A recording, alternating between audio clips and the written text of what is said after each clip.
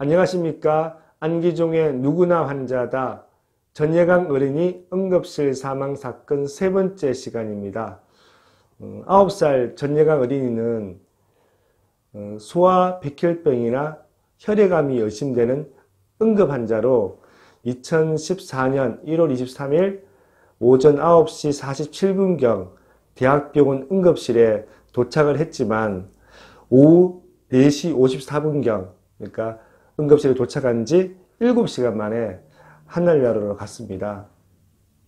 전예강 어린이가 오전 9시 47분경 이 응급실에 왔을 때 혈액 수치나 여러 가지 생체 징후 수치를 한번 설명해 드리겠습니다. 예강이는 처음 응급실에 왔을 때 기명 상태였습니다. 그리고 체온이 38.2도였고 맥박이 분당 137회였습니다. 그리고 헤모글로빈은 정상 수치의 5분의 1인 4.1이었고요. 혈소판 수치는 정상 범위의 그 20분의 1 정도인 9,000이었습니다. 그리고 동맥혈 가스 분석 검사 결과 산소 포화도 SOT 수치가 54%였습니다. 그러면 예강이는 처음 응급실에 도착할 당시에 이미 기명 상태였고 발열과 빈맥과 심각한 빈혈과 심각한 출혈 위험과 저산소증으로 신속하게 응급 산소 공급이나 응급 수혈이 필요한 그런 상황이었습니다. 쉽게 생각하면 생체 징후의 교정이 가장 급선무인 그런 응급 환자였습니다. 근데 그동안 이제 예강이 이 응급실 사망 사건에 있어서 아동학대죄와 같은 이제 이 명예훼손이나 아니면 그 응급진료기록부나 간호기록지에 뭐 적혈구 수혈 시간이나 맥박 뭐 수치에 대한 허위 기재 이제 이런 얘기들을 많이 이제 해왔는데 사실은 세상에 아직 많이 알려지지 않는 것 중에 하나가 이제 이 대학병원의 협진 시스템의 문제입니다. 저희들이 예강의 사건을 의료인 현재에서 이제 환자를 치료하는 이제 다양한 여러 과의 전문의에게 자문을지 모르겠습니다. 그분들이 공개적으로는 할 수 없어서 비공개적이지만 자문을 주셨는데 다른 많은 이제 예강의의 안타까운 그런 이제 의료적인 문제들에 대해서 지적이 있었지만 공통적으로 했던 질문들이 있습니다. 어떤 거냐면 이 대학병원이 왜 협진 시스템이 왜 제대로 작동하지 않았을까? 그런 이야기를 하더라고요. 아마 의료인의 입장에서는 다른 어떤 것보다도 협진 의뢰는 제대로 되어졌는데 협진 그 결과의 해신대로 후속 대응이 되지 않아서 협진 시스템이 작동하지 않았다라고 이야기하더라고요. 뭐 쉽게 생각하면 생체 징후가 한 번도 예강이는 정상으로 돌아온 적이 없거든요. 그럼에도 불구하고 무리한 요초전자 시술을 하다가 결국은 심정지가 와서 결국은 사망했던 사건이거든요. 제가 한번 설명을 해드리겠습니다. 어떤 협진 시스템에 문제가 있었는지. 예강이가 응급실에 도착한 시간이 오전 9시 47분이었습니다. 오자마자 여러 가지 검사도 이루어지고 혈액 검사도 이루어지고 그리고 난 뒤에 예강이가 아마 백혈병이나 혈액암이 의심이 될 수 있다라고 이미 의료진은 판단을 한 것 같습니다. 그래서 오전 12시에 그 소아청소년과에서 12시에 소아신경과에 협진 의뢰를 했습니다. 그리고 또 소아청소년과에서 소아혈액종양과에도 오전 11시 12분에 협진 의뢰를 했습니다. 아마 소아신경과에 협진 의뢰를 한 이유는 뇌수막염 같은 질환을 의심해서 한 것 같고요. 소아혈액종양과에 의뢰한 건 아마 백혈병이나 혈액암 같은 것을 의심해서 아마 협진을 한 것 같습니다. 협진은 제대로 이루어졌습니다. 근데 문제가 뭐냐? 협진 결과가 좀 늦게 도착했습니다. 소아신경과의 협진 결과는 언제 도착했냐? 오후 3시 35분에 도착했고요. 이 상태는 예강이가 이제 요추천자 시술을 5번 받다가 결국 실패하고 심정지가 와서 심폐소생술을 하고 있는 한 1시간 정도 지났을 때이고요. 그 소아 혈액종양과에서 협진과 해시는 오후 6시 36분이었습니다. 이미 예강이가 사망 선고가 이루어지고 한 2시간이 지나고 난 뒤에 도착한 것입니다. 근데 이 협진 결과 해신서의 공통적인 내용은 뭐냐? 헤모글로빈과 혈소판 수치가 낮으니까 적혈구 수혈이나 혈소판 수혈을 통해서 빨리 생체 징후를 교정하고 빨리 혈액 수치를 회복하고 난 뒤에 그 다음에 다른 검사를 해야 된다라는 게 공통적인 핵심 내용이었습니다. 그런데도 불구하고 예강이는 이러한 적혈구나 혈소판 수혈이 다 끝나고 생체 징후가 회복되고 난 뒤에 요추점사 검사로 진행한 게 아닙니다. 그게 아니라 소아신경과 레지던트 2년차, 보통 전공의 2년차가 예강이가 요추천자 시술을 1시 47분부터 시작하거든요. 그보다 조금 앞선 1시 28분에 요추천자 시술을 하라고 하는 수시 처방, 그러니까 전자의무기록지를 통한 처방이 아니라 구두로 수시 처방을 하게 됩니다. 근데 여기서 문제가 생깁니다. 왜냐하면 왜 이때 다른 이제 전문의도 아니고 전공의 2년차가 분명히 나중에 협진 결과 해신서에는 적혈구나 혈소판 수혈부터 빨리 하라고 되어 있는데 이게 제대로 되지도 않은 상태에서 요추천자 시술을 하라는 이제 수시 처방이 이루어졌거든요. 제가 한번 좀 자세하게 설명을 한번 해보도록 하겠습니다. 제가 이거 표를 하나 만들었거든요. 이 표를 한번 보시면 소아신경과의 협진 결과 해신서와 소아혈액 종양과의 협진 결과 해신서 이 두 가지를 지금 같이 한번 비교하면서 보여드리겠습니다. 앞에 설명했지만 한 번 더 제가 설명을 해보겠습니다. 소아청소년과에서 소아신경과에 12시에 협진 의뢰를 했습니다. 그리고 소아혈액 종양과에는 11시 12분에 했습니다. 그런데 회신 일시는 오후 3시 35분에 소아신경과 협진 결과 해신서가 도착했고요. 소아혈액 종양과에는 오후 6시 36분에 도착했습니다. 근데 중요한 게 뭐냐? 이제 이 협진 관련된 그 책임 주치의가 있잖아요. 근데 소아혈액 종양과에서는 그 전문의가 한 명으로 이제 기재되어 있는데, 소아신경과에는 이 전문의 한 분이 계시고 또 누가 등장하냐? 전공의 2년차, 소아신경의 전공의 2년차가 책임 주치의로 또 기재가 되어 있습니다. 이거 왜 중요하냐면, 협진의 책임 주치의로 기재가 되어 있다면 이 모든 상황을 다 알고 있잖아요. 그리고 나중에 회신한 결과서에도 분명히 헤모글로빈과 혈소판 수치가 낮기 때문에 빨리 이 교정부터 하라고, 수혈부터 하라고 분명히 본인이 회신을 했음에도 불구하고 앞에서 말씀드렸잖아요. 요추천자 시술을 1시 28분, 그러니까 요추천자 시술을 실제 하기 한 20분 전에 수혈이 아직 완료되지 않았습니다. 정확하게 말씀드리면 농축 혈소판 수혈은 다 끝났지만 신선 동결 혈장은 하고 있는 상황이었고요. 적혈구 수혈을 아직 하지도 않은 상황이었거든요. 이런 상황에 환자의 생체 징후가 완전히 회복되지 않은 상태에서 요추천자 시술 수시 처방을 하게 되거든요. 그래서 그 처방을 받은 또 이 다른 전공의 2명이 결국은 5번에 걸쳐서 요추천자 시술을 하다가 결국은 이제 예강이가 심정지가 오는 이런 사건이 발생했거든요. 그 다음 한번 이 화면 한번 보시면 제가 이 화살표를 좀 표시를 해두었지만 소아신경과 협진 결과 해신서와 소아혈액 종양과 협진 결과 해신서에 분명히 보시면 협진 주치의로 전문의 한 명이 소아신경과에는 기재되어 있고 그 옆에 보시면 또 한 명 돼 있습니다. 2년차 전공의의 이름이 이렇게 기재되어 있고요. 그에 반해 소아혈액 종양과에서는 책임 협진 주치의에 그 전문의 한 명만 기재가 되어 있는 상황이거든요. 이걸 자세히 보시게 되면 왜 이 전공의 2년차가 협진 주치의로 기재가 되어 있을까? 이게 왜 문제가 되냐면 한번 자세히 한번 생각해 보십시오. 예강이는 처음 왔을 때부터 심각한 그 빈혈이 있었고요. 또 심각한 출혈 위험이 있을 정도로 적혈구, 헤모글로빈 수치가 낮았고 혈소판 수치가 낮았거든요.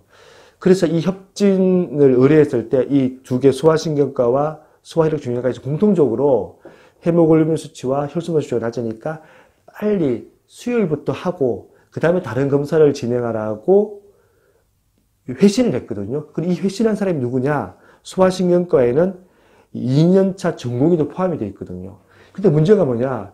이렇게 회신했던 2년차 전공의가 실제로는 농축혈소판만 수혈이 끝났고 신선 동결혈장이나 적혈구 수혈이 아직 끝나지도 않았고 시작도 하지 않은 상태에 요초전자 시술 수시 처방을 하게 되는 거거든요.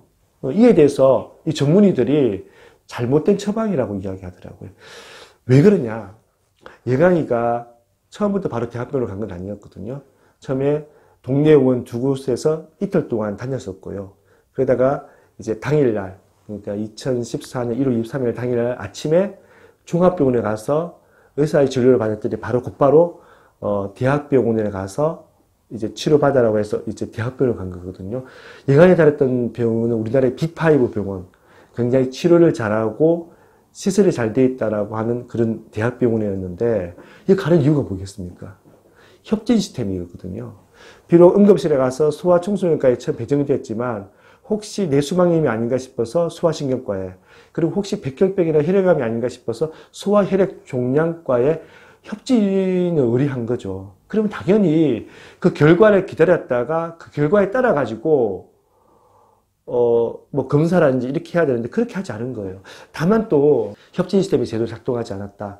이게 저희들이 가지고 있는 강한 의심뿐만 아니라 정말 여러 명의 의료 전문가, 의사 선생님께서 협진 시스템에 문제가 있다.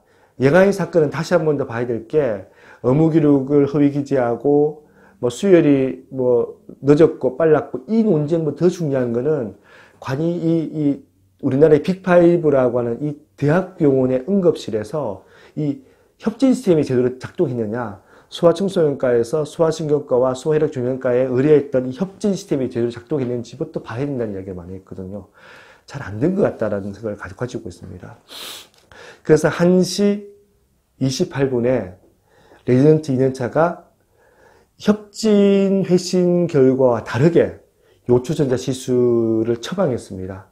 그래서 그 처방을 받은 2명의 레지던트 1년차 2명이 5번 요초전자 시술을 하다가 결국 예강이는 심정지가 와서 결국은 심폐소생술을 2시간이나 했지만 결국은 사망을 하게 됐는데, 1시 45분 예강이가 혈액검사 결과가 나왔습니다. 그 당시의 수치를 제가 잠깐 보여드리겠습니다. 예강이는 1시 45분에 요초전자 시술을 시작하기 직전에 호흡수가 분당 38회였고요. 체온은 38도씨였고요. 맥박은 분당 128회였습니다. 그리고 혈액검사 결과에 헤모글로빈 수치가 4.6이었습니다. 여전히 4분의 1 정도였고요. 혈소판 수치는 수혈에 이미 6팩의 농축혈소판을 맞았기 때문에 수혈이 좀 수치가 올라갔습니다. 6만 1000이었습니다. 그렇지만 정상 수치의 3분의 1 정도밖에 되지 않습니다. 동맥혈 가스 분석 결과는 아예 하지도 않았습니다.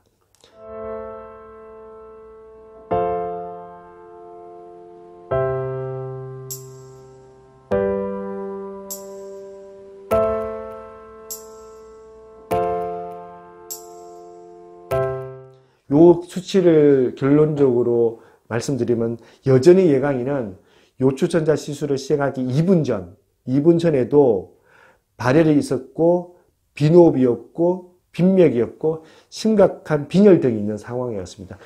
생체 징후가 회복되지 않은 상태입니다. 그럼에도 불구하고 예강이는 1시 47분부터 요초전자 시술이 시작되었습니다.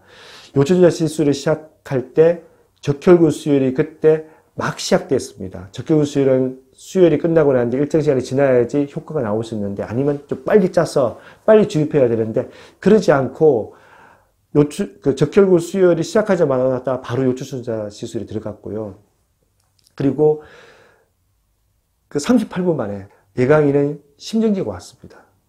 근데 한번 보십시오. 예강이가 요초전자 시술을 받을 때의 모습을 제가 CCTV로도 잠깐 보여드리겠지만 제가 좀 쉽게 설명할 수 있도록 제가 몇 가지를 캡처를 떴습니다.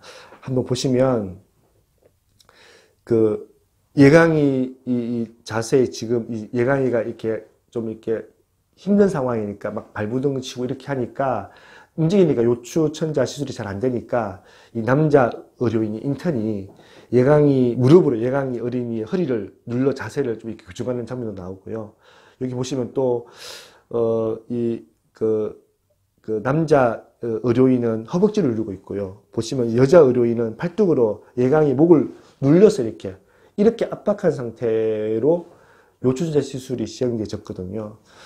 제가 이 CCTV를 다 봤습니다. 다 보면서 제가 너무 이 가슴이 좀 무너졌던 거는 얘가 중간에 계속 이렇게 요추천자 시술이 힘든지 아니면 몸이 힘든지 모르겠지만 계속해서 이게 이 발버둥 치는 모습이 나오거든요. 근데 예강이 보니까 이제 오른쪽 팔하고 오른쪽 발이 그 신체 억제제라고 보통 이야기, 끈으로 이제 다 묶어놨더라고요. 묶어놓은 상태에서 얘가 힘드니까 막 발버둥을 치니까 의료진이 한 8분, 9분 동안 의료진 어떨 때는 2명, 많을 때는 5명도 있었거든요. 그 사람들이 손과 무릎으로 뭐 붙잡고 누른 상태에서 39분 동안 이 전공의 2명이 앞에 전공의가 몇 번 실패하고 또 이어서 했던 전공의가 또 실패한 거예요. 결국은 요추천자 시술이 결국은 최종 실패하고 그 사이 심정지가 와가지고 예강이는 심폐소생술을 2시간 했는데도 불구하고 결국은 하늘나라 가고 말았거든요.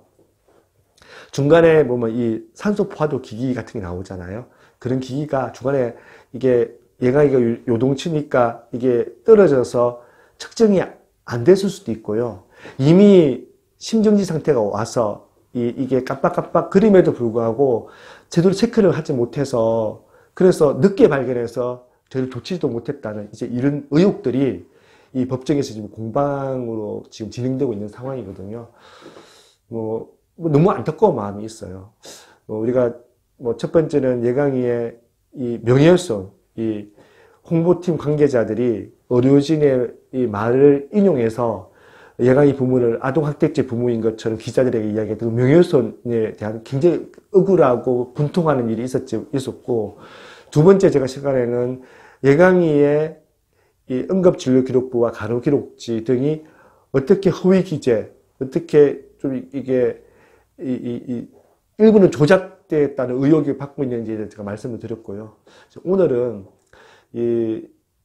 우리나라 빅5 병원이라고 하는 이 병원에서의 이 협진 시스템이 제대로 작동하지 않은 부분, 그리고 레지던트 2년차, 전공 2년차가 예강의 상태에 맞지 않는 요추천자 시술 수시 처방이 좀 잘못됐다고 하는 부분, 그리고 생체 징후가 완전히 회복되지 않은 상태에서, 좀 회복되지 않은 상태에서 무리한 요추천자 시술을 하다가 결국은 예강이가 사망하는 것에 대한 얘기를 했었습니다.